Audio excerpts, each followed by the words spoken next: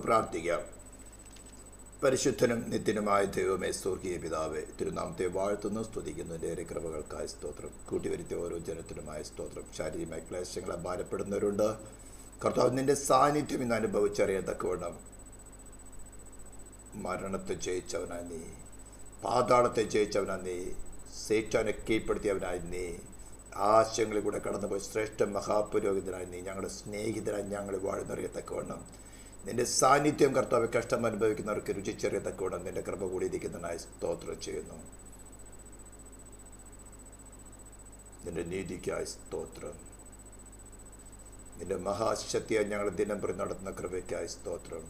തിരുവഴുത്തിലെ ധ്യാനിപ്പങ്കത്തക്കവണ്ണം കർത്താവ് സഹായിച്ചാട്ടെ. ഈ ശബ്ദം കടന്നു ചെല്ലുന്ന ഓരോ വ്യക്തികളെയും, അവരുപയോഗിക്കുന്ന ഇലക്ട്രോണിക്സ് ഉപകരണങ്ങളെ, ആ പരിസരങ്ങളെ നിന്റെ പ്രാശ്ചിത്ത രക്തം ഇതുമായിട്ട് സാങ്ക്ടിഫൈ ചെയ്യുന്നു. മഹത്വം ക്രൂശിന് കരയറ്റുന്നു, യേശു ക്രിസ്തുവിൻ്റെ നാമത്തിൽ തന്നെ. സ്തോത്രം. ദൈവനാമം മാത്രമുണ്ടാകട്ടെ. സ്തോത്രം. കഴിഞ്ഞ ചില ദിവസങ്ങളായിട്ട് നാം ചിന്തിച്ചുകൊണ്ടിരിക്കുന്ന ഒരു വിഷയമാണ് എഫേസ്യ ലേഖനത്തെയും കൊളോസ്യ ലേഖനത്തെയും ആസ്പദമാക്കിക്കൊണ്ട് ക്രിസ്തുവും അവൻ്റെ ശരീരമാവുന്ന സഭയും തമ്മിലുള്ള ബന്ധം എന്താണെന്ന്. അതിനകത്ത് നമ്മൾ ചില വിഷയങ്ങൾ പഠിച്ചു. വളരെ ആഴത്തുള്ള കാര്യങ്ങളാണ് നമ്മൾ പഠിച്ചത്. സ്തോത്രം. നമ്മൾ ഇതിൻ്റെ ഒരു വിവരണം എടുക്കാൻ വേണ്ടിയിട്ട് പഴയ നിയമം പുതിയ നിയമമായിട്ടുള്ള ബന്ധം എന്നാണ് പഠിച്ചു. അതിനുശേഷം നമ്മൾ പഠിച്ചുകൊണ്ടിരിക്കുന്ന ഒരു വിഷയമാണ് Christ is the head of church. അതെങ്ങനെയാണ് നടന്നു വരുന്നതെന്നുള്ള കാര്യത്തെക്കുറിച്ച് നമ്മൾ ചിന്തിക്കാനായിരുന്നു. സ്തോത്രം. എങ്ങനെയാണ് ദൈവ തേജസ് നഷ്ടപ്പെട്ടവരെ, അല്ലെങ്കിൽ മനസ്സുകൊണ്ട് അകന്നവരും ശത്രുക്കളുമായ മനുഷ്യരെ ദൈവത്തോട് നിരപ്പിച്ചത് എന്നൊരു കാര്യമായിരുന്നു കഴിഞ്ഞൊരു 4-5 ആഴ്ചകളായിട്ട് നാം ചിന്തിച്ചുകൊണ്ടിരുന്നത്. അത് ഞാൻ വീണ്ടും വീണ്ടും ഓർപ്പിക്കാൻ കാരണം, ഒരു അറ്റോൺമെൻറ്റ് കൂടാതെ, അല്ലെങ്കിൽ ഒരു പ്രായശ്ചിത്വം കൂടാതെ ദൈവനീതി, ദൈവം എത്രമാത്രം കരുണയുള്ളവനായിരുന്നാലും കൃപയുള്ളവനായിരുന്നാലും പാപം ചെയ്ത് ദൈവത്തിന് അകന്നുപോയ മനുഷ്യനെ ഒരു അറ്റോൺമെൻറ്റ് കൂടാതെ, ഒരു പ്രായശ്ചിത്വം കൂടാതെ, അല്ലെങ്കിൽ ഒരു പകരക്കാരനായിട്ടുള്ള ഒരു യാഗം കൂടാതെ നിരപ്പിക്കുവാൻ സാധ്യമല്ല. ഇത് വിശ്വാസഗോളത്തിൽ ഈ ശബ്ദം കേൾക്കുന്നവർ, ഇപ്പോൾ ലൈവായിട്ട് കേൾക്കുന്നവരായിക്കോട്ടെ, ഇനി യൂട്യൂബിൽ കേൾക്കുന്നവരായിട്ട് വളരെ കാര്യമായിട്ട് ഹൃദയത്തിൽ സൂക്ഷിച്ചുകൊള്ളുക. ദൈവം കരുണയുള്ളവനാണ്. ഇന്ന് വ്യാജമായിട്ട് നടക്കുന്ന പല ഉപദേശങ്ങളാണ്. ദൈവം ഇത്രമാത്രം സ്നേഹമുള്ളവനാണല്ലോ, കരുണാസമ്പന്നനാണല്ലോ, മഹാദയുള്ളവനാണല്ലോ, തൻ്റെ സ്വരൂപത്തിൻ്റെ സാദൃശ്യത്തിൽ സൃഷ്ടിക്കപ്പെട്ട മനുഷ്യൻ അവൻ്റെ ബലഹീനതയിൽ തെറ്റ് ചെയ്ത് അവനെ നിത്യമായി നരകത്തിൽ തള്ളിക്കളയുമോ, അതിനാണ് പുത്രനെ നൽകിയത്. പുത്രൻ പകരക്കാരനായതല്ലേ? ഓഫ് കോഴ്സ് ഇതെല്ലാം ശരിയാണ്. പക്ഷേ പുത്രനിൽ വസിക്കാത്തവനെ, പുത്രനെ കൈക്കൊള്ളാത്തവനെ, പുത്രനുമായിട്ട് ഒന്നായി ചേരാത്തവനെ അവനോട് കരുണ കാണിപ്പാൻ ദൈവത്തിന് സാധ്യമല്ല. കരുണ കാണിക്കും. പുത്രനെ സൗജന്യമായിട്ട് ഓഫറാണിപ്പോൾ. റോമാലേഖനം 3:24-25-26 വാക്യങ്ങൾ വളരെ വ്യക്തമായിട്ട് പറഞ്ഞിരിക്കുന്നു. കൃപയാൽ സൗജന്യമായ നീതീകരണം. വിശ്വസിക്കുന്ന അവൻ്റെ രക്തം പോലെ പ്രാശ്ചിത്തമാകാൻ ദൈവം അവനെ പരസ്യമായി നിർത്തിയിരിക്കുകയാണ്. ഏറിയാൽ 80 അല്ലെങ്കിൽ 90 100 120 വർഷം ഈ ശരീരത്തിൽ വസിക്കുവാനും ദൈവം എല്ലാം പുറത്തുകൊണ്ട് നിങ്ങൾക്ക് അവസരവും തരുന്നുണ്ട്. അതിനുള്ളിൽ ദൈവാത്മാവിനെ നിയോഗിക്കപ്പെട്ടവരായിട്ടുള്ള ദൈവദാസന്മാർ മുഖാന്തരമോ നിങ്ങൾക്ക് സ്വയമായിട്ട് ബൈബിൾ വായിച്ചോ ഇതിനകത്ത് സത്യം എന്താണെന്ന് അറിഞ്ഞുകൊണ്ട് ദൈവത്തോട് നിരപ്പ് പ്രാപിക്കാനുള്ള നല്ല അവസരങ്ങൾ ഫ്രീ ആയിട്ട് നിങ്ങളുടെ മുമ്പിൽ വരുന്നുണ്ട്. ഈ പുസ്തകമൊന്നുമില്ലാത്ത കാലത്താണ് ഹാനോക്ക് ദൈവത്തോട് കൂടെ നടന്നത്. അതിക്രൂരമായ രീതിയിൽ, കഠിനമായ രീതിയിൽ പരീക്ഷിക്കപ്പെട്ടപ്പോൾ ജോബ് സഹിഷ്ണുത നമുക്ക് സാക്ഷ്യമായിട്ട് നിൽക്കുന്നത്, അബ്രാഹാമിൻ്റെ വിശ്വാസം നമുക്ക് സാക്ഷ്യമായി നിൽക്കുന്നത്.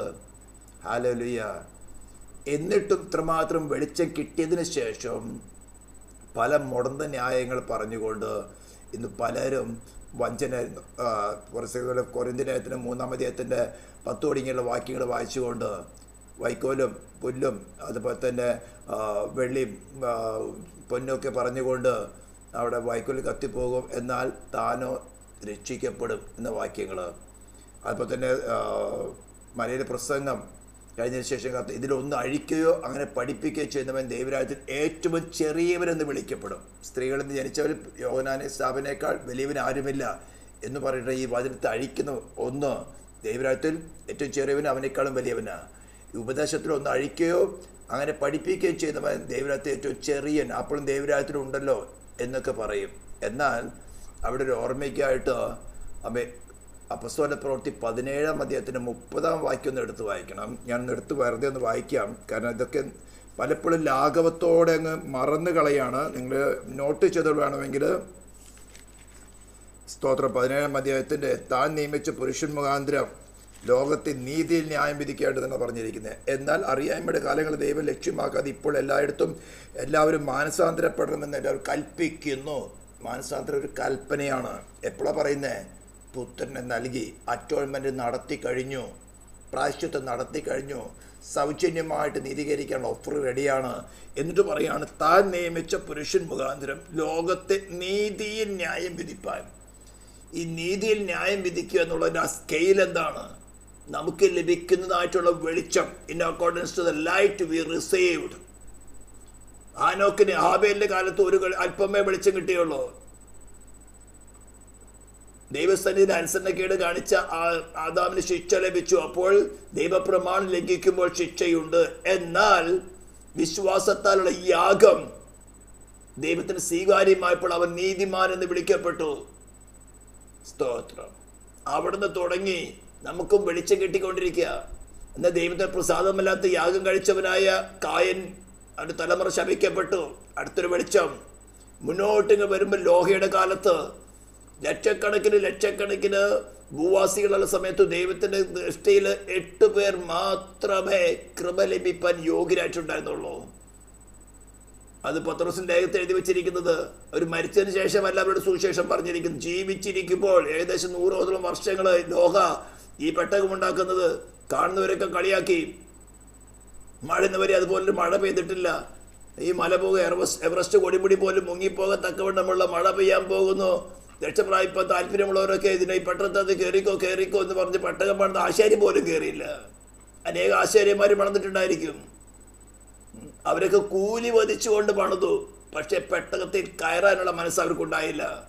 ദൈവകൽപ്പന പ്രകാരം ന്യായവിധി കടന്നു വന്നു. ദുഷ്ടന്മാരെ മുഴുവനും ഛേദിച്ചു കളഞ്ഞു. നിങ്ങളൊന്നൊരു ഇമാജിൻ ചെയ്ത് നോക്കണം. ആ മഴ പൊങ്ങി വന്ന് വെള്ളം വന്ന് സ്ഥലമൊക്കെ കയറിയുണ്ടാവും. അന്നിപ്പോൾ ഇന്നത്തെ പോലെ 2 നില 3 നില അല്ലെങ്കിൽ മൾട്ടി സ്റ്റോറി ബിൽഡിങ്സ് ഒന്നുമില്ല. ചുരുങ്ങിയ പക്ഷെ മരത്തിൻ്റെ മേളെങ്കിലും കയറിയിട്ടുണ്ടാവും. ആ പെട്ടകം ഇങ്ങനെ ആടി ഉലഞ്ഞ് തറയിൽ നിന്ന് അങ്ങ് പൊങ്ങുന്ന സമയത്തേക്കും ആൾക്കാരെല്ലാം കുറച്ച് പേരൊക്കെ നീന്തൽ അറിയുന്നവരൊക്കെ വേണമെങ്കിൽ എത്തി. അന്ന് നീന്തൽ പഠിച്ചിട്ടുണ്ടെന്ന് അറിയില്ല, കാരണം അതുപോലെ വെള്ളപ്പൊക്കം വന്നിട്ടില്ല. പലരൊക്കെ നോക്കിയിട്ടുണ്ടായിരിക്കും. പക്ഷേ ആരെ വാതിലടച്ചത്? യഹോവയാണ് പെട്ടകത്തിൻ്റെ വാതിലടച്ച്. നോഹയ്ക്ക് ചാൻസ് ഇല്ല അവിടെ. നോഹയോട് പറഞ്ഞ് നോഹ അനുസരിച്ചു. ദൈവം അവരെ രക്ഷിച്ചു. ഇതേപോലെ ഈ ശരീരത്തിൽ ഇരിക്കുമ്പോൾ വരുവാനുള്ള ന്യായവിധിയുടെ സുവിശേഷമാണ് പറയുന്നത്. ഇവിടെ പറഞ്ഞിരിക്കുന്നത് 17-ാം വാക്യത്തിൽ പറഞ്ഞിരിക്കുന്നത് നീതിയിൽ ന്യായം വിധിക്കും. താൻ നിയമിച്ച പുരുഷൻ മുഖാന്തരം നീതിയിൽ ന്യായം വിധിക്കും. ആ നീതിയിൽ ന്യായം വിധിക്കുന്നതിന്റെ സ്കെയിലാണ് whatever the light we received. ആ ലൈറ്റ് കിട്ടിയ വെളിച്ചത്തിനനുസരിച്ച് നമ്മുടെ ഒബീഡിയൻസിലേക്ക് വന്നില്ലെങ്കിൽ വി വിൽ ബി കണ്ടംഡ്. അപ്പൊ ദൈവരാജ്യത്തിൽ ചെറിയവരെന്ന് വിളിക്കപ്പെടും. താനോ രക്ഷിക്കപ്പെടും. ഇങ്ങനെ മുടന്ത് വാക്യങ്ങൾ വെച്ചിട്ടൊന്നും ഒരു കാര്യമില്ല. വളരെ വ്യക്തമായ രീതിയിൽ പറഞ്ഞു തരികയാണ്. നമുക്ക് ഇൻഡിവിജ്വലായിട്ട് അല്ലെങ്കിൽ നമ്മുടെ കയ്യിൽ ബൈബിൾ എഴുതി തന്നിട്ടുണ്ട്. ദൈവത്തിൻ്റെ ആത്മാവ് നമ്മുടെ മനസ്സാക്ഷി ഇടപെടുന്നുണ്ട്. ദൈവവചനം പറഞ്ഞു തരുന്നുണ്ട്. എന്നിട്ടും അതിനെ എന്തുകൊണ്ട് തള്ളിക്കളഞ്ഞു എന്നുള്ളത് പോലും നമ്മുടെ മനസ്സാക്ഷിയിൽ റെക്കോർഡാകും. No excuse. അപ്പം ഞാൻ ഭീഷണിപ്പെടുത്താൻ വേണ്ടി പറയല്ല.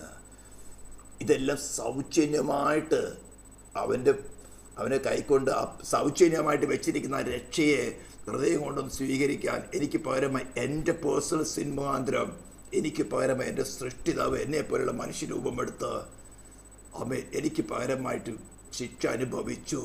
അത് ദൈവം പ്രസാദിച്ചിരിക്കുന്നു. ദൈവനീതി എൻ്റെ മേൽ വിധിച്ചിരിക്കുന്ന നിത്യമായ മരണമെന്ന ശിക്ഷ ക്യാൻസലായി. ഞാൻ ക്രിസ്തുവിൽ വസിച്ചാൽ ദൈവിക ഭരണകൂടം നോക്കുന്ന എന്നെയല്ല, എനിക്ക് പകരക്കാരൻ ഉയർത്തുന്നതിൻ്റെ ക്രിസ്തുവിനെയാണ് നോക്കുന്നത്. ഈ സന്തോഷത്തോടെ അവൻ ചെയ്തെടുത്ത ആ മഹാപ്രവൃത്തിയുടെ സന്തോഷത്തോടുകൂടെ ഹൃദയം ഉറങ്ങിക്കൊണ്ട്, ഓ ലോർഡ്, ഒരു ജസ്റ്റിഫിക്കേഷൻ അവിടെ ഇല്ല, ഒരു സെൽഫ് റൈഷ്യസ്നെസ് അവിടെ ഇല്ല. ആ സ്നേഹത്തിൻ്റെ മുമ്പിൽ ഹൃദയം ഉറങ്ങിക്കൊണ്ട് ഇനിയുള്ള എൻ്റെ ആയുസ് മുഴുവൻ ഞാൻ ക്രിസ്തുവിന് വേണ്ടി വേല ചെയ്യും. ഞാൻ നിന്നിൽ വസിക്കും.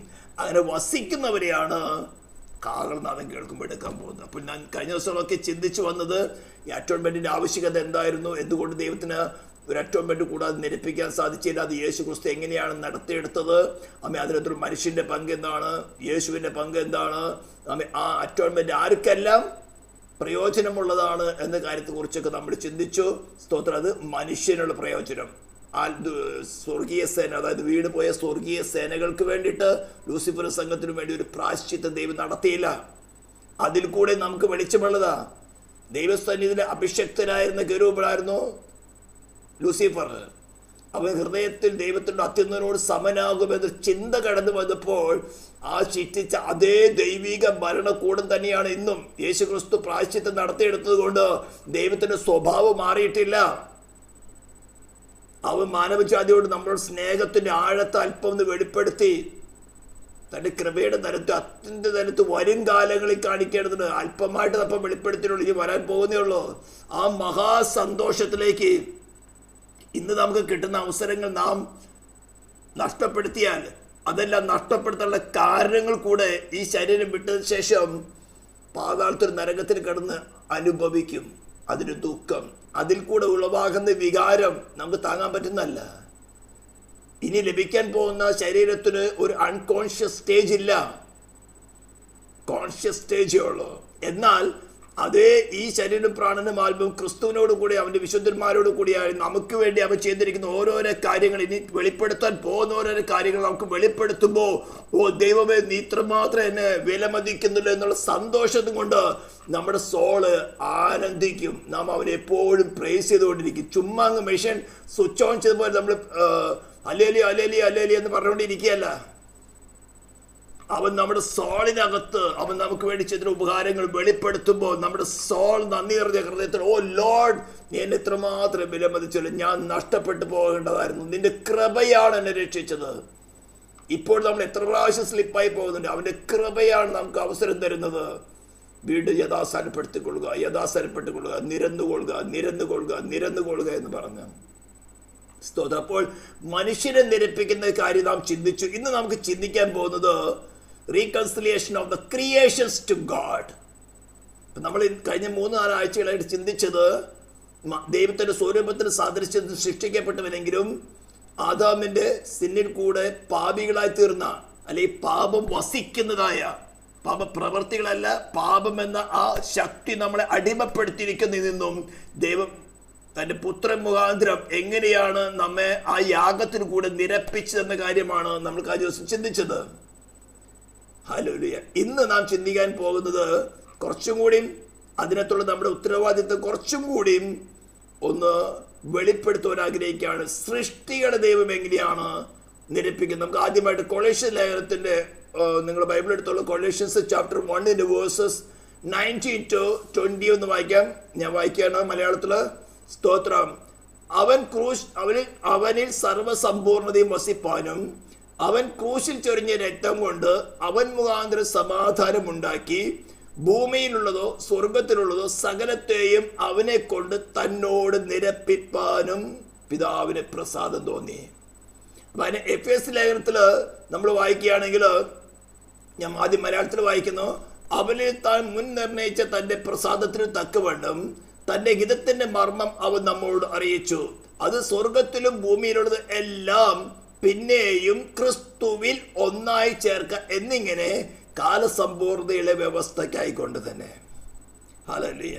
ഞാനിത് 2 വാക്യങ്ങളും ഇംഗ്ലീഷിലൂടെ വായിക്കുകയാണ്. ആദ്യം കൊളോഷ്യൻസ് ചാപ്റ്റർ 1 വേഴ്സ് 19 to 20 വായിക്കുന്നു. For it pleased the Father that in him all the fullness should dwell, and by him to reconcile all things to himself, by him whether things on the earth or things in heaven, having made peace through the blood of his cross. Ephesians ലേഖനം chapter 1 verse 9 to 10 വായിക്കുന്നു. Having made known to us the mystery of his will according to his good pleasure which he purposed in himself, that in dispensation of the fullness of the times he might gather all together in one all things in Christ, both which are in heaven and which are on earth in him. ക്രിസ്തുവിൽ മറ്റ് ക്രിയേഷൻസിന് എല്ലാം, സ്വർഗത്തിലുള്ളതും ഭൂമിയിലുള്ള സകലത്തെയും ക്രിസ്തുവിൽ തന്നോട് നിരപ്പിക്കുക. ഇവിടെ നാം പഠിച്ചു വരുന്ന സബ്ജക്റ്റ് എന്താണ്? ക്രിസ്തുവും സഭയുമായിട്ടുള്ള ബന്ധം, അല്ലെങ്കിൽ അവരുടെ ശരീരവുമായിട്ടുള്ള ബന്ധം എന്ന വിഷയത്തെ കുറിച്ചാണ് പഠിച്ചു വരുന്നത്. ഓക്കെ, മറ്റു സൃഷ്ടികളെ നിരപ്പിക്കുന്നതിന് നമുക്കിത് എത്ര വലിയ കാര്യമെന്ന് ഒരു പക്ഷെ ചിന്തിച്ചു പോകാം. അവിടെയാണ് ഇന്ന് ആത്മീയ ഗോളം നമ്മുടെ ഉത്തരവാദിത്വത്തെ മറന്നിരിക്കുന്ന ഒരു വിഷയം വരുന്നത്.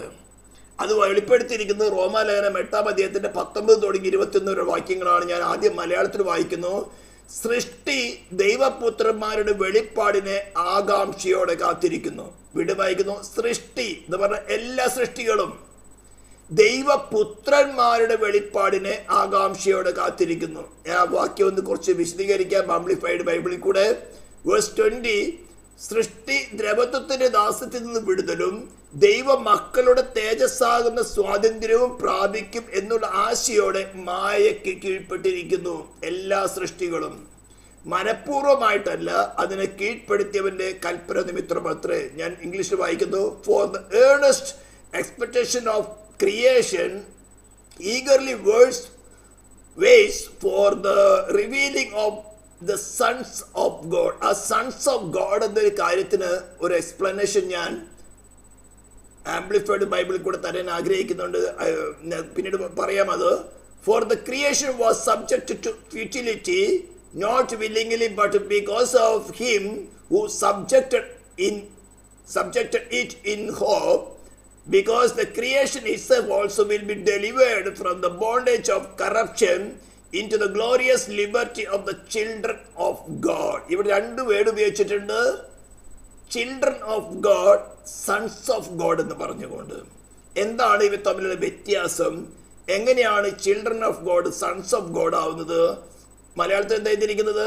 അല്ലെങ്കിൽ ഇംഗ്ലീഷിലാണെങ്കിൽ തന്നെയും സൃഷ്ടി ദൈവപുത്രന്മാരുടെ വെളിപ്പാടിന് ആകാംക്ഷയോടെ കാത്തിരിക്കുന്നു. അപ്പൊ ഞാനും നിങ്ങളും ദൈവപുത്രന്മാർ എന്നൊരവസ്ഥയിലേക്ക് വരുന്നതിന് വേണ്ടി ഈ സൃഷ്ടി മുഴുവനും, സൂര്യനും ചന്ദ്രനും ബില്യൺസ് വരുന്ന നക്ഷത്രങ്ങളും ബില്യൺസ് ഓഫ് പ്ലാനറ്റ്സും അതിനകത്തുള്ള സൂര്യന്മാരും ചന്ദ്രന്മാരും. നമ്മുടെ പ്ലാനറ്റിൽ ഒരു സൂര്യനാണ് നമ്മൾ കാണുന്നത്. മറ്റു പ്ലാനറ്റുകളിൽ ഇതുപോലെ സൂര്യന്മാരുണ്ട്. ബില്യൺസ് ഓഫ് ബില്യൺസ്, 360 സെക്സ്റ്റിലിയൻസ് എന്ന് പറഞ്ഞാൽ 360 ഇട്ടതിന് ശേഷം 23 സീറോസ് ഇട്ട് കഴിഞ്ഞാൽ എത്ര നമ്പർ? അത്രയും സ്റ്റാർസ് ഇന്നവരെയും ഐഡന്റിഫൈ ചെയ്തിട്ടുണ്ട്. ഇനി ഐഡന്റിഫൈ ചെയ്യാത്ത ഒത്തിരി കിടക്കുന്നു. ഇതിനെല്ലാത്തിനെയും ദൈവം പേർ ചൊല്ലി വിളിച്ചിരിക്കുക. നമ്മുടെ കർത്താവ് നമുക്ക് വേണ്ടി ആര് പ്രായശ്ചിത്തമായി തീർന്നു, അവനാണ് ക്രിയേറ്റ് ചെയ്തത്. അവയ്ക്ക് ഈ കാലങ്ങളും നിയമങ്ങളും അനുവദിച്ചിട്ടുണ്ട്. അവയ്ക്ക് പേർ ചൊല്ലി വിളിക്കുന്ന പറഞ്ഞിരിക്കുന്നത്. ഇതെല്ലാം നമുക്ക് വേണ്ടിയാണ്. പക്ഷേ നാം ദൈവപുത്രന്മാരെന്നൊരവസ്ഥയുടെ ആ വെളിപ്പാട് അത് റിവീൽ ആവുന്നത് വരേക്കും ഇവയെ ദൈവം തന്നെ ഒരു അവസ്ഥയിൽ വെച്ചിരിക്കുക. അവയും റിഡംഷന് വേണ്ടി കാത്തിരിക്കുന്നതറിയാമോ? നമ്മുടെ ആ പുത്രത്വം എന്ന അവസ്ഥ വെളിപ്പെട്ട് കിട്ടണം. ഇവിടെയാണ് ചർച്ചിന്റെ ഏറ്റവും സുപ്രധാനമായ ഒരു വിഷയം കിടക്കുന്നത്. നിങ്ങൾ വളരെ ശ്രദ്ധയോടും വളരെ ഉത്തരവാദിത്വ ബോധത്തോടും വളരെ ആകാംക്ഷ, ഇതിനകത്ത് പേഴ്സണലായിട്ട് എൻ്റെ ഉത്തരവാദിത്വം എന്താണെന്ന് മനസ്സിലാക്കാനാണ് ഞാൻ ഇന്ന് ഈ സബ്ജക്റ്റ് എടുക്കുന്നത്. ഇത് ഞാൻ പല പ്രാവശ്യം ക്ലാസ്സുകളിൽ കൂടെ പറഞ്ഞിട്ടുള്ളത്. ഈ ലൈവായിട്ട് കേൾക്കുന്നവർ കേട്ടിട്ടുണ്ടായിരിക്കും. പക്ഷേ ഇനി യൂട്യൂബിൽ കൂടെ ആരെയും കേൾക്കുന്നതെങ്കിൽ അതിനാണ് ഞാൻ കുറച്ച് വിശദീകരിക്കുന്നത്. നമുക്കപ്പോൾ വാക്യങ്ങൾ ആംപ്ലിഫൈഡ് ബൈബിളിൽ നിന്ന് ഒന്നെടുത്ത് ഞാൻ വായിക്കുകയാണ്. വേഴ്സ് 14 തുടങ്ങി, റോമൻസ് ചാപ്റ്റർ 8 വേഴ്സ് 14 തുടങ്ങിയാണ് ഞാൻ വായിക്കുന്നത്. For all who are allowing themselves to led by the dictation of Spirit of God are sons of God. നമ്മൾ മലയാളത്തിൽ വായിക്കുകയാണെങ്കിൽ ദൈവാത്മാവിനെ അനുസരിച്ച് നടക്കുന്ന ഏവരും ദൈവത്തിന്റെ മക്കളാകുന്നു. അവിടെ ദൈവത്തിന്റെ മക്കൾ എന്ന് പറഞ്ഞിരിക്കുന്നത് the Spirit of God are sons of God എന്നാണ് പറഞ്ഞിരിക്കുന്നത്. ആ സൺസ് ഓഫ് ഗോഡിന് ഗ്രീക്കില് സ്ട്രോങ്സിന്റെ ഡിക്ഷണറി കൊടുത്തിരിക്കുന്നത് ഹ്യൂയോസ്, HUIOS, യുയോസ് എന്ന ഒരു പദമാണ്. സ്തോത്രം. നമ്മൾ താഴോട്ട് വായിക്കുമ്പോൾ ഞാൻ കണ്ടിന്യൂസ് വായിക്കുക. Apparently a primary word, a son, used very widely of immediate, remote or figurative kingship. Huios is reserved for the Son of God. ഈ യുയോസ് എന്ന ഗ്രീക്ക് പദം സൺ ഓഫ് ഗോഡിന് മാത്രം റിസർവ് ചെയ്തിരിക്കുകയാണ്. the difference between believers as children. ശ്രദ്ധിക്കണം ഇനി, believers as children അതിനുപയോഗിച്ചിരിക്കുന്ന വാക്ക് Tekna എന്ന Greek പദമാണ്. Children of God, നേരത്തെ നാം മലയാളത്തിൽ വായിച്ചല്ലോ, ദൈവപുത്രന്മാരെന്നോ അല്ലെങ്കിൽ സൺസ് ഓഫ് ഗോഡ് എന്നും ചിൽഡ്രൻ ഓഫ് ഗോഡ് എന്നും. അപ്പൊ ചിൽഡ്രൻ ഓഫ് ഗോഡ് എന്ന പദം ഉപയോഗിച്ചിരിക്കുന്നത് ജസ്റ്റ് ദൈവ കുടുംബത്തിൽ ജനിച്ചവർക്കുള്ളതാണ്.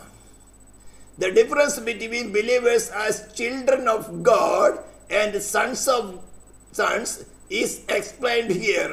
Huios primarily signifies the relation of offsprings to parent and not simply the birth as indicated by teknon. ജനിച്ചതുകൊണ്ട് മാത്രം സൺസ് എന്ന പദവി കിട്ടുന്നില്ല.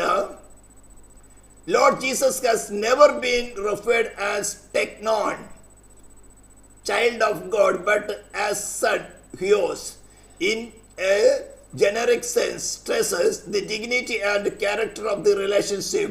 His mother in Luke 2:48 called him teknon as she viewed him as his humanity.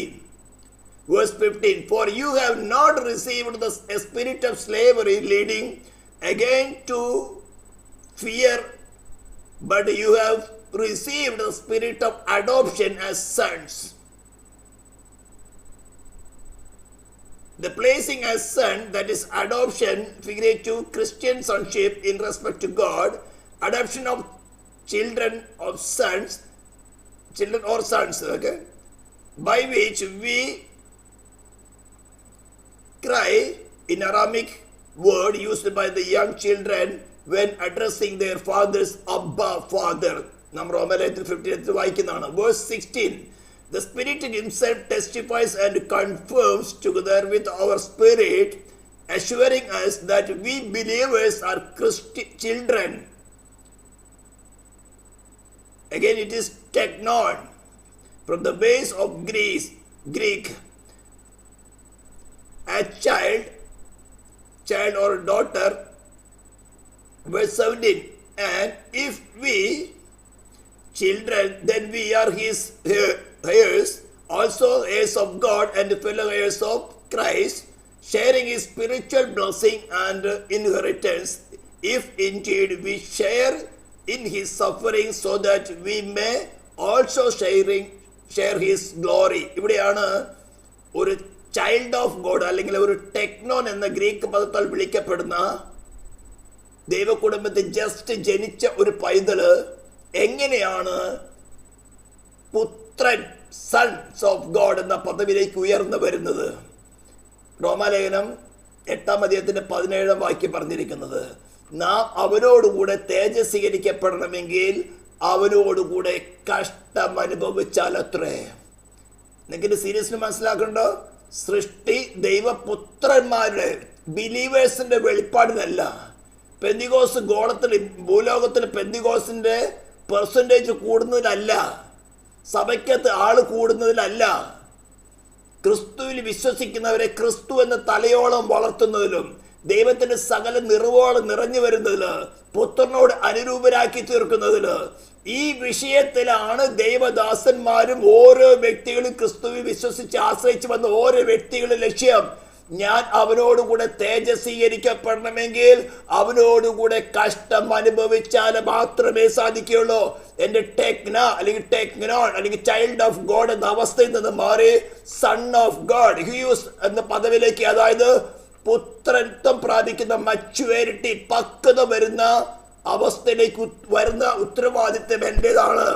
ഞാൻ ഈ ഉത്തരവാദിത്വം ഏറ്റെടുത്തുകൊണ്ട് അവനോടുകൂടെ തേജസ്വീകരിക്കപ്പെടേണ്ടതിന് അവനോടുകൂടെ കഷ്ടം അനുഭവിക്കാത്തതിനാലാണ് ഈ സൃഷ്ടി മുഴുവൻ ഇന്ന് മായയ്ക്ക് അധീനപ്പെട്ടിരിക്കുന്നതെന്ന് എൻ്റെ ഉത്തരവാദിത്തമാണെന്ന് ഓരോ ബിലീവേഴ്സും മനസ്സിലാക്കണം. മനസ്സിലാക്കിയിട്ട് എന്ത് ചെയ്യണം? ദൈവത്തിന്റെ പരിശുദ്ധാത്മാവ് ഒരുക്കുന്ന അവസരങ്ങൾക്കനുസരിച്ച് നമ്മളിലുള്ള ചീഞ്ഞളിഞ്ഞായിട്ടുള്ള സെൽഫിന്റെ ഡിസയേഴ്സ് അതിനെ ഗ്രാറ്റിഫൈ ചെയ്യാൻ പോകുന്നത് ചവിട്ടിക്കളഞ്ഞിട്ട് ക്രൂശിച്ചിട്ട്, ലോർഡ് നിന്റെ ഹിതം എനിക്ക് മതി. ഗെത്സമനെ തോട്ടത്തെ അയ്യം വിളിച്ചതിനാണ്. കഴിയുമെങ്കിൽ പാനപാത്രമെങ്കിൽ നാട്ടുമെങ്കിലും എന്റെ ഇഷ്ടമല്ല നിന്റെ ഇഷ്ടം തന്നെ നിറവേറണം. കുറച്ച് ബുദ്ധിമുട്ടുള്ള കാര്യ. ഗത്സമനെ പോലുള്ള അവസ്ഥ വരുമ്പോൾ മാത്രമേ നമ്മളില്, അതായത് ഒറ്റപ്പെട്ട അവസ്ഥ, കൂട്ടിനാരുമില്ല, പ്രാർത്ഥിക്കാൻ ആരുമില്ല, 3 പേരെ വിളിച്ചു കൊണ്ടുപോയി, പക്ഷെ അവരെല്ലാം ഉറക്കം തൂങ്ങിപ്പോയി. വീണ്ടും വീണ്ടും പറഞ്ഞു അല്പസമയം ഉണർന്നു എന്ന് പ്രാർത്ഥിപ്പി, പരീക്ഷയിൽ അകപ്പെടാതിരിപ്പ, പക്ഷെ അവർക്ക് താങ്ങാൻ പറ്റിയില്ല. അവരുടെ അവസ്ഥ ഒന്നായിരുന്നു. അന്ന് പ്രായശ്ചിത്തം നടന്നിട്ടില്ല. ഇന്ന് പ്രായശ്ചിത്തം നടന്നു കഴിഞ്ഞു. അവന് മരിച്ചവരെ ഉയർത്തെന്നിപ്പിച്ചുകൊണ്ട് സൗജന്യമായി പറഞ്ഞിരിക്കുകയാണ്, വിശ്വസിക്കുന്നവർ ഞാൻ സൗജന്യമായി നീതീകരിക്കുക. ആവശ്യത്തിലധികമായിട്ടുള്ള വെളിച്ചം കിട്ടിക്കഴിഞ്ഞു. ഈ പറയുന്നത് എന്താ? താൻ നിയമിച്ച പുരുഷൻ മുഖാന്തരം ലോകത്തെ നീതിയിൽ ന്യായം വിധിക്കുന്ന ഒരു ദിവസം അവൻ വെച്ചിട്ടുണ്ട്. No excuse. നിനക്ക് ദൈവ കുടുംബത്തിൽ ജനിച്ച് ഞാൻ സ്വർഗത്തിലേക്ക് പാസ്പോർട്ട് കിട്ടിയതല്ല. അവനോടുകൂടെ തേജസ്വീകരിക്കപ്പെട്ട് അവനോടുകൂടെ കഷ്ടം അനുഭവിക്കണമെങ്കിൽ, പുത്രത്വത്തിന് അവസ്ഥ വരണമെങ്കിൽ നീ അവരോടുകൂടെ കഷ്ടം സഹിച്ചാലേ പറ്റുള്ളൂ. ഇതറിയുന്ന സാത്താനാണ് അവനാൽ അഭിഷക്തരായ പാസ്റ്റർമാരെന്ന് പറയുന്നവരെ കള്ളന്മാരായിരിക്കുന്ന ആടിന്റെ തോല് ധരിച്ചുകൊണ്ട് കടന്നു വന്നിരിക്കുന്ന ചെന്നായ്ക്കള്, കട്ടയുടെ ആവശ്യമില്ല, യേശു ക്രിസ്തു കട്ട സഹിച്ച് നിനക്ക് പകരമായി നീ കട്ടത ആവശ്യമില്ല എന്ന് പറഞ്ഞ് ഇതൊക്കെ മാറ്റാൻ വരുന്ന കള്ളന്മാർ. ഇതാണ് സുവിശേഷത്തിന്റെ കാര്യമായ മർമ്മം. ഇതുകൊണ്ട് തന്നെയാണ് യേശു ക്രിസ്തുവിന്റെ വരവിന് താമസം. നീ ദൈവ കുടുംബത്തിൽ ജനിച്ചു, പക്ഷേ നിന്റെ പുത്രത്വം വെളിപ്പെടാത്തോളത്തോളം അവൻ നിനക്ക് അവസരത്തിന് പുറകെ അവസരം തരാണ്. ഏറിയ 90. ഈ കാലഘട്ടങ്ങൾ 80-നും 90-നും ഇടയ്ക്കുള്ളത് ഓർത്തു കൊള്ളണം. ഈ ശരീരത്തിൽ വസിക്കുമ്പോൾ നിനക്ക് എല്ലാം ഫ്രീ ഓപ്ഷനാണ്. ആ ലക്ഷ്യപൂർത്തിയായ പുത്രൻ എന്ന അവസ്ഥയിലേക്ക് വരുവാൻ ആവശ്യമായി ഭൗതികം ആത്മീകമായിട്ട് സകലതും ഫ്രീ ഓഫറാണ്. 2 പീറ്റർ chapter 1 verse 3. ഇനി എക്സ്ക്യൂസ് പറയാൻ പറ്റില്ല. ഇപ്പൊ ഇവിടെ പാസ്റ്റർമാരുടെ എക്സ്ക്യൂസ് പറയാം, ശുശ്രൂഷകന്മാരുടെ എക്സ്ക്യൂസ് പറയാം, പക്ഷേ നിന്റെ മനസ്സാക്ഷിയോട് നിനക്ക് പറയാൻ സാധ്യമല്ല. നിന്റെ മനസ്സാക്ഷിയാണ് അവിടെ വെളിപ്പെടുന്നത്. എനിക്ക് എത്രമാത്രം അവസരങ്ങൾ കിട്ടി. No excuse. നീ എന്തുകൊണ്ട് തള്ളിക്കളഞ്ഞത് മുഴുവനും അവിടെ റിവീൽ ആവും. Hallelujah. Verse 18, for I consider from the standpoint of faith that the sufferings of the present life are not worthy to be compared with the glory that is about to be revealed to us. ഈ പറഞ്ഞ കാര്യങ്ങൾ വെച്ചുകൊണ്ട് എൻ്റെ മേലുള്ള ഉത്തരവാദിത്വം, പുത്രൻ എന്ന അവസ്ഥയ്ക്ക് വളർന്നു വരേണ്ട ഉത്തരവാദിത്വം, അതായത് ക്രിസ്തുവിനോടുകൂടെ കഷ്ടം സഹിച്ച് നാൾതോറും ക്രൂശെടുത്ത്, ക്രൂശ് മാറ്റി വെക്കുകയല്ല, ദൈവത്തിന്റെ പരിശുദ്ധാത്മാവ് ക്രൂശ് തരുന്ന എന്നിൽ മറഞ്ഞിരിക്കുന്നതായിട്ടുള്ള സെൽഫ് ഡിസയേഴ്സ് എനിക്ക് വെളിപ്പെടുത്തി തരുവാനാണ്. അത് വെളിപ്പെട്ട് കിട്ടുമ്പോൾ എനിക്ക് വേണ്ട, ഞാൻ എൻ്റെ എന്നുള്ളത് എനിക്ക് വേണ്ട. ലോർഡ് ഉയർത്തെന്നിട്ട് നിന്റെ പുനരുദ്ധാര ശക്തി എനിക്ക് വേണം. നോർമൽ സമയത്ത് നിങ്ങൾക്ക് മനസ്സിലാകുകയില്ല. നോർമൽ ടൈമിൽ നിങ്ങളുടെ സെൽഫിന്റെ ഡിസൈർ നിങ്ങൾക്ക് മനസ്സിലാകുകയില്ല. നോർമൽ സമയത്ത് നിങ്ങളുടെ സ്വസ്നേഹം മനസ്സിലാകുകയില്ല. നോർമൽ സമയത്ത് മറ്റുള്ളവരെ ശ്രേഷ്ഠനെന്ന് എണ്ണുവാൻ നിങ്ങൾക്ക് മനസ്സിലാകുകയില്ല. നോർമൽ സമയത്ത് സത്യം ഉപദേശിക്കുന്ന ഉപദേശത്തെ നിങ്ങൾ കൈക്കൊള്ളും മനസ്സിലാകുകയില്ല. അപ്പോഴേക്ക് ശത്രുവായ നിങ്ങളെ തലമണ്ടയ്ക്കകത്ത് വന്നുകൊണ്ട് ഇത് വ്യാജമാണ്, അവരിങ്ങനെ ഉപദേശിക്കുന്നവരാണ്, അതാണ് ഇതാണെന്ന് പറഞ്ഞുകൊണ്ട് നിങ്ങളുടെ രക്ഷ, അത് നിങ്ങളുടെ പുത്രൻ എന്ന അവസ്ഥയ്ക്ക് വളർന്നു വരുന്നത് തടസ്സപ്പെടുത്തും. ഇതെങ്ങനെയാണ് നിങ്ങൾക്ക് മനസ്സിലാകുന്നത്?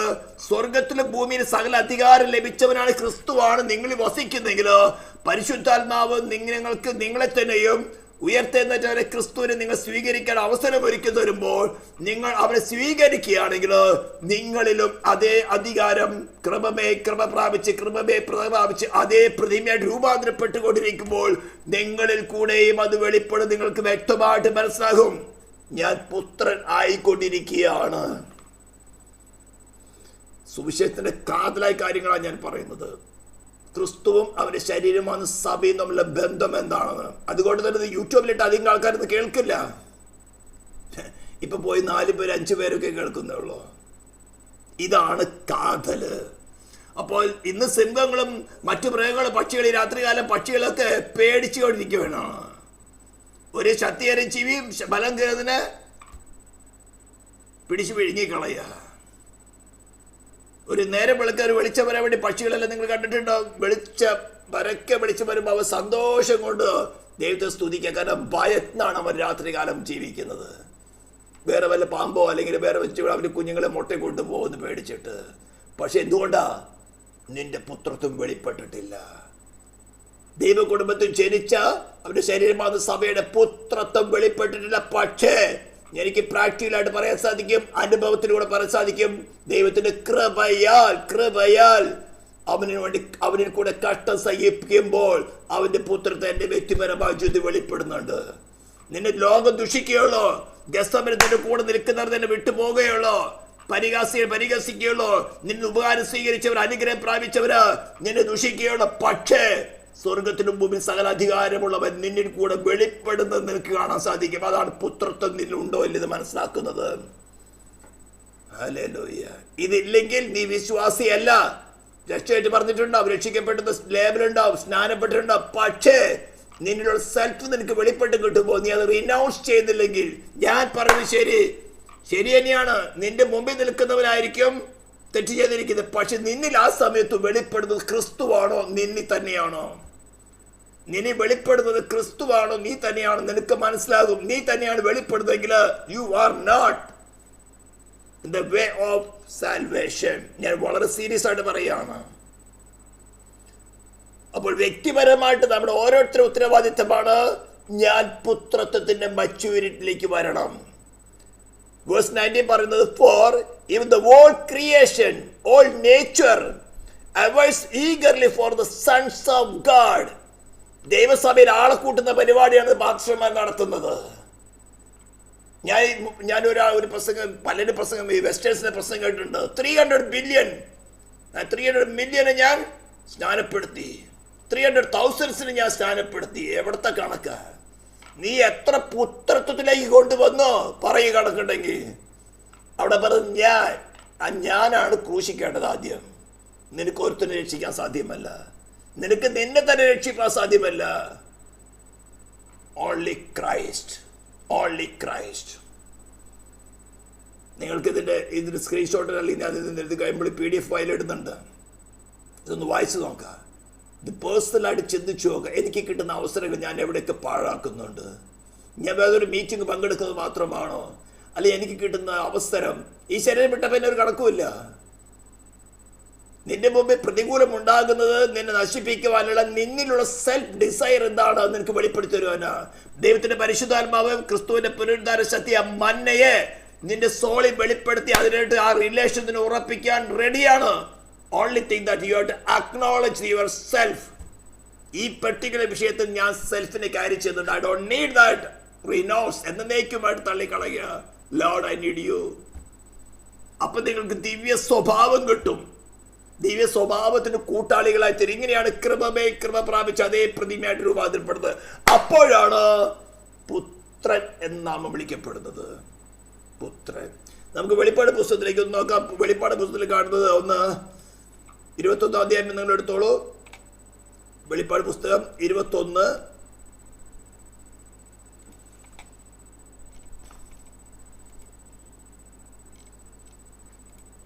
അതിന്റെ ഒരു 8-ാം വാക്യത്തോടെ ഞാൻ വായിക്കുന്നേ ഉള്ളൂ.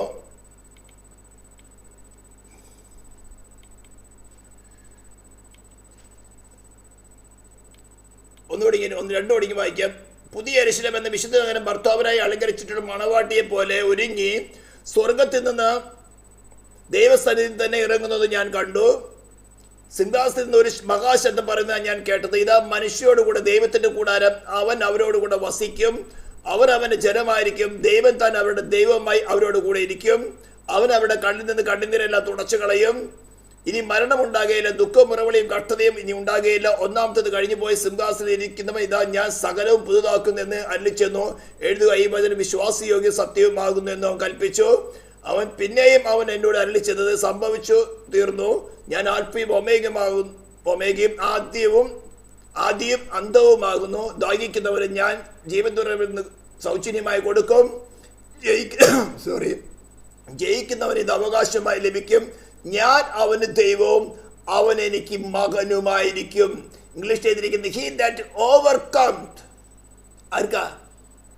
സ്നാനപ്പെട്ടതെന്നല്ല അറിഞ്ഞിരിക്കുന്നത്. He that overcome shall inherit all things and I will be his God and he shall be my sun.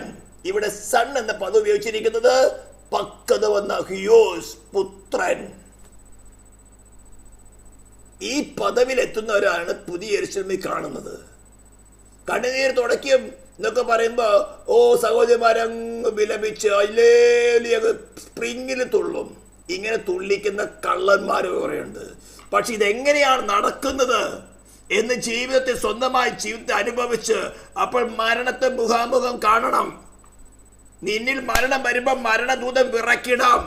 ഇവൻ വില കൊടുത്ത് വിലയ്ക്ക് വാങ്ങപ്പെട്ടവനാ. ഇവൻ ആരുടെ അവകാശമായ പുത്രനാ. എന്റെ കൽപ്പന ലഭിച്ച് പ്രമാണിക്കുന്നവനെ എന്റെ പിതാവ് സ്നേഹിക്കുന്നു, ഞാനും എന്റെ പിതാവ് അവന്റെ അടുക്കൽ വന്ന് അവനോടുകൂടെ വാസം ചെയ്യും.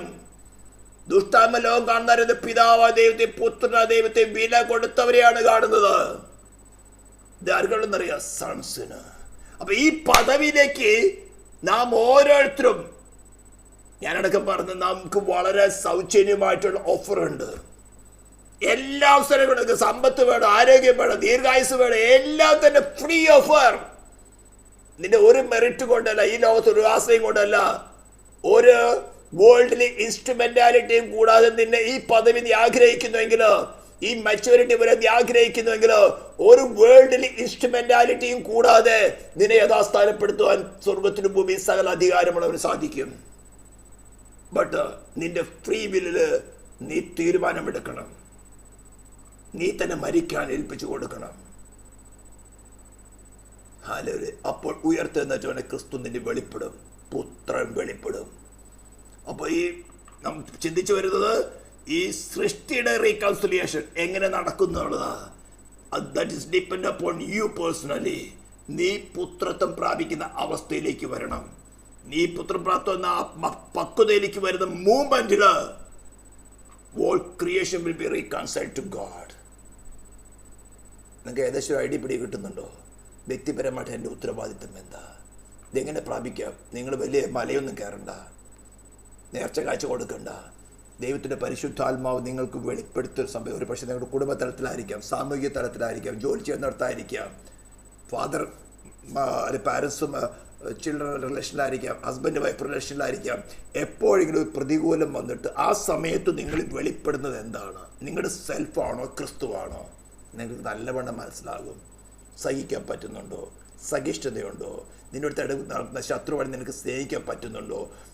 ക്ഷമിക്കുവാൻ പറ്റുന്നുണ്ടോ? ഓപ്പോസിറ്റ് പാർട്ടി തെറ്റാണ് ചെയ്യുന്നത്, നിനക്ക് ദ്രോഹമായിരിക്കും, നിന്റെ അനുഗ്രഹം പ്രാപിച്ചുകൊണ്ട് നിന്നെ ശപിക്കായിരിക്കും.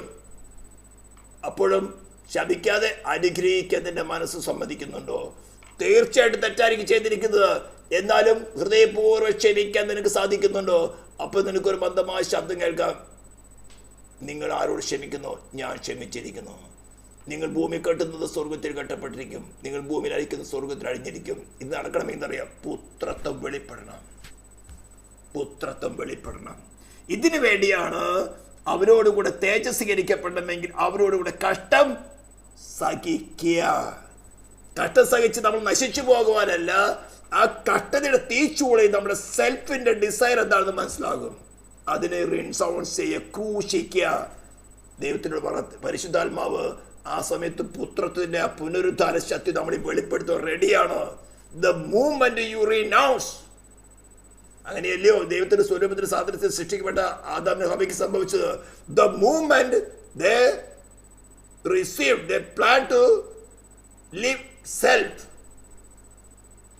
തോട്ടത്തിലെ വൃക്ഷഫലം തിന്നരുതെന്ന് ദൈവം കൽപ്പിച്ച വൃക്ഷഫലം തിന്നാൽ നന്മത്തന്മാർ തിരിച്ചറിഞ്ഞ് ദൈവത്തെ പോലെ ആയിത്തീരാമെന്നുള്ള ഉപദേശം ഏറ്റെടുത്ത് സെൽഫായിട്ട് സസ്റ്റെയിൻ ചെയ്യാന്നുള്ള മൂവ്മെന്റില്, ആ തീരുമാനമെടുത്ത മൂവ്മെന്റില് ദൈവ തേജസ് വിട്ടുപോയി. ഇതേ പിന്നെ നേരെ ഓപ്പോസിറ്റ് കാര്യമാണ്. ഏതാനും സമയത്ത് എല്ലാം കൂടെ ഒരുമിച്ചല്ല ദൈവത്തിന്റെ ആത്മാവ് നടത്തുന്നത്. ഒരു പക്ഷെ നമ്മളുള്ള പാപത്തെ ആയിരിക്കും വെളിപ്പെടുത്തുന്നത്. ഞാൻ പാപത്തിന്റെ ദാസൻ, ദൈവത്തിന്റെ ഹിതമല്ല ഞാൻ ചെയ്തുകൊണ്ടിരിക്കുന്നത്. പാപം എന്നെ അടിമപ്പെടുത്തി അതിന്റെ മോഹമാണ് എന്നെ കൂടി ചെയ്തിരിക്കുന്നത്. ഒരു പക്ഷെ നിങ്ങൾ ചിന്തിക്കും ഞാൻ മോറൽ സിൻസ് ഒന്നും ചെയ്യുന്നില്ലല്ലോ. പക്ഷെ നിന്റെ സെൽഫിന്റെ ഡിസൈർസ് നീ നടത്തുന്നുണ്ടെങ്കിൽ നിന്നിൽ ഇപ്പോൾ പാപം കർത്തൃത്വം നടത്തിയാണ്. റീനൗൺസ് ലോർഡ്, എനിക്ക് മനസ്സിലായി ഇത് ഞാനല്ല, എന്നെ അടിമപ്പെടുത്തിയിരിക്കുന്ന പാപമാണ്, മറ്റാരെയും കുറ്റം പറയണ്ട. Lord I need U. എനിക്ക് ഉയർത്തെഴുന്നേറ്റ ക്രിസ്തുവിനെ എനിക്ക് ഇപ്പോൾ വേണം. പരിശുദ്ധാത്മാവ് റെഡിയാണ് റിവീൽ ചെയ്യാൻ. The movement you acknowledge that your self is ruling over you, അത് ത്യജിക്കാൻ റെഡിയാണോ?